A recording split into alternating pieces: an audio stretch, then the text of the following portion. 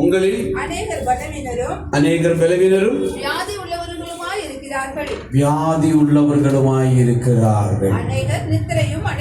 கவனிங்க, இது நிமித்தம், எது நிமித்தம்?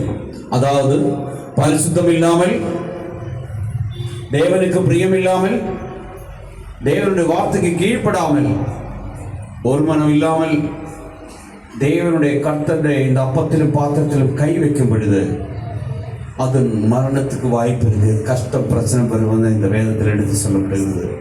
பவுல் இந்த வார்த்தை வந்துட்டு கொரிந்தியா சபைக்கு சொல்லும் பொழுது, கொரிந்தியா சபையிலே ஒரு மனம் இருக்கவில்லை. ஜனங்கள் தவறாய் வாழ்ந்து கொண்டிருந்தார்கள்.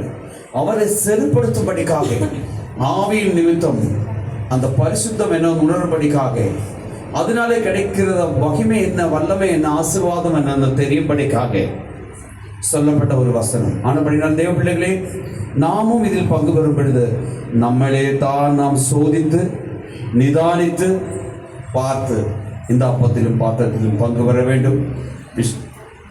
விசேஷமாக வெள்ளிக்கிழமையிலிருந்து உபவாசத்திலும் ஜெபத்திலும் நாம் காத்திருந்து இந்த 3ஆம் நாளில் நாம் கடந்து வந்திருக்கிறோம். முதல் நாளில் சொன்னது போல வல்லம மகிமையாய் ஆலயத்தை மூடினது, அது நாம் அனுபவிக்க கர்த்தர் கிருபையை கொடுத்தார். அது பரிபூர்ணமாகிறது எப்போ வந்து கேட்டால், இந்த வார்த்தையே இந்த அப்பத்திலும் பாத்திரத்திலும் நாம் பங்கு பெறும் பொழுது, இந்த முதல் மாதம், இந்த 5ஆம் மாதத்தினுடைய முதல் 3ஆம் நாளிலே நாம் இதில் பங்கு பெறும்படி கர்த்தர் நம்மளுக்கு வாய்ப்பை கொடுத்திருக்கிறார். நாம் வேதத்தை கேட்டு அதன்படி நாம் செய்வோம். அதை 11ஆம் அதிகாரத்தில் 23ஆம் வசனத்திலிருந்து வாசிக்க கேட்போம்.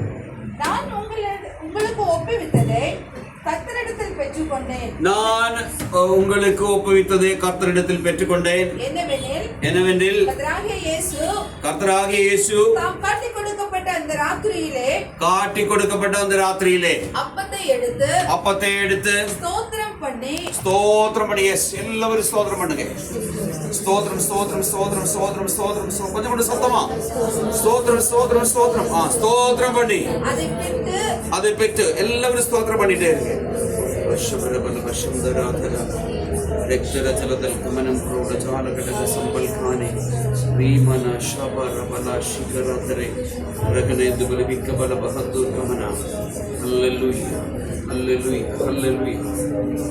இதை பிட்டு நீங்கள் வாங்கி புசியுங்கள். இது உங்களுக்காக விற்கப்படுகிற என்னுடைய சரீரமாய் இருக்கிறது. இது உங்களுக்காக விற்கப்படுகிற என்னுடைய சரீரமாய் இருக்கிறது. என்னை நினைவு கூறும்படி இதை செய்யுங்கள் என்றார். Praise the Lord. ஹalleluya. எல்லாம் ஜெபிக்கலாம். எல்லாரும் வார்த்தையை கரங்களை நீட்டி, அப்பா இந்த அப்பத்தில் பாத்திரத்தில் பங்கு பெறும்படிக்கு, இந்த அப்பத்தை புசிக்கும்படிக்கு எனக்கு என்னை சுத்தப்படுத்த முதல் விஷயம் சொல்லுங்க.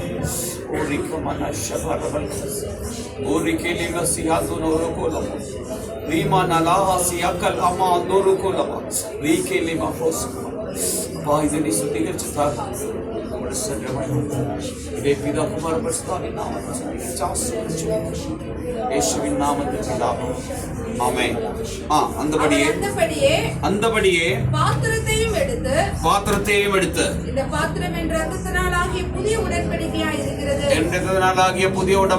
இருக்கிறது. நீங்கள் இதை பானம் பண்ணும் போதெல்லாம் நினைவு கூறும்படி இதை செய்யுங்கள். ஆமென். ஒரு புதிய உடன்படிக்கை. எவ்வளியே எத்தனையோ பேர் இயேசுவை குறித்து தெரியல, லட்சியத்தை குறித்து சமாதானம் இல்லாமல் வாழ்கிறோம்.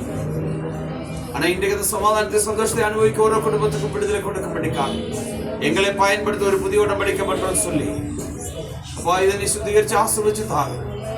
அப்பா இது மேல் கூட வல்லமை இறங்கினதுக்காய் ஸ்தோத்திரம். இயேசுவின் நாமத்தில் பிதாவே, ஆமென். கவனிங்க,